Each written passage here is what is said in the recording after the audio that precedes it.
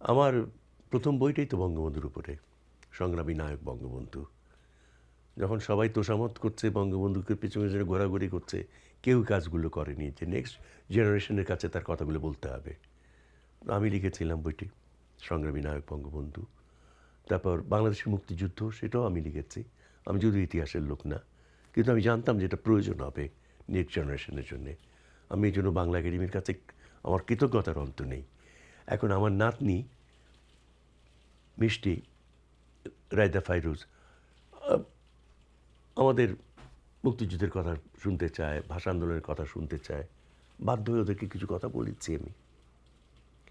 একদিন এলো মাহদিন, আমার আর নাতি, ছেলের ঘরের নাতি, রাইদা ফাইরুজ, আর আমাদের রায়ান, তার সঙ্গে মারামারির সম্পর্ক। আমি সবসময় মারামারি করি মোটামুটি ওর সঙ্গে। একটা গল্প বলি, এক দুঃখিয়ার গল্প, কিশোরগঞ্জের একটা গল্প।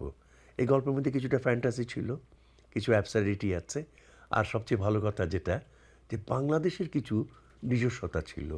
ভেলা, নদী, ওই বেহুলা লক্ষিন্দরের কাহিনীর কিছু অংশ আমি বললাম। গল্পটা ওরা খুব মোটামুটি আনন্দ পেয়েছে বলা যেতে পারে।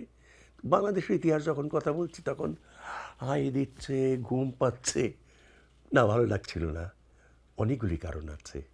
আমরা ভুলে যাই, আমরা যখন ওদের সঙ্গে কথা বলি, বাংলাদেশের ভঙ্গিতে কথা বলি, আমরা কিছুতেই মনে করার চেষ্টা করি না যে ওরা বাংলাদেশি বটে, কিন্তু ওরা ক্যানেডিয়ান, ক্যানাডার নাগরিক।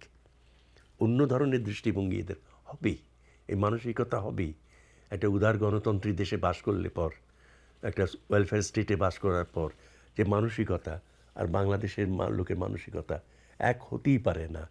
ওরা এই ইন্ডিভিজুয়াল এই গুণগুলো অর্জন করতে যাচ্ছে, তার ফলে ওদের সঙ্গে একটা কমিউনিকেশন গ্যাপ হতেই পারে।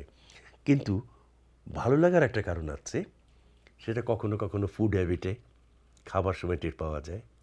কখনো জামা কাপড়ের ব্যাপারে, মেয়েদের ক্ষেত্রে অন্তত দেখেছি, আমি দেখেছি। এই ড্যানফোর্ডতেই থাকি, কাজেই আমার এই দোকানগুলো চেনা, চেহারাগুলো চেনা। এই দুই জায়গায় এখনও এরা বাঙালি রয়ে গেছে।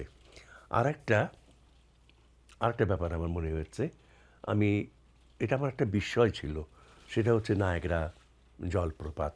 বইতে এত পড়েছি, এত ছবি দেখেছি, এটাকে কেন্দ্র করে যে ছায়াছবি হয়েছে তাও তো কম দেখিনি।